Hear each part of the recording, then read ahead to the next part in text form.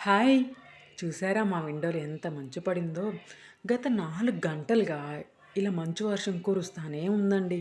ఇది ఎప్పుడు ఆగిపోద్దా? ఎప్పుడు బయటికెళ్దామని ఎదురు చూస్తున్నాం.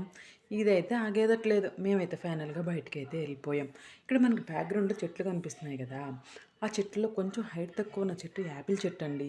కాకపోతే ఇలా చూస్తుంటే చెట్లు బతికున్నాయా? చనిపోయాయా? అని కూడా అర్థం కావట్లేదు. అదే కాకుండా మళ్ళీ ఏ చెట్లా? ఏ చెట్టుకి ఏ కాయలు కాస్తాయో కూడా అర్థం కాదు.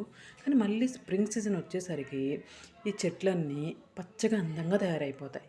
స్ప్రింగ్ సీజన్ అంటే వసంత ఋతువు కదా! నా పేరు కూడా వసంతనేనండి. మనం చిన్నప్పుడు ఇసుకతో ఇల్లు కట్టేవాళ్ళం గుర్తుందా?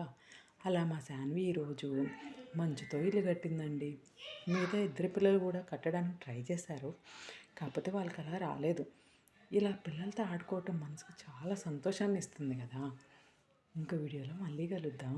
Please subscribe.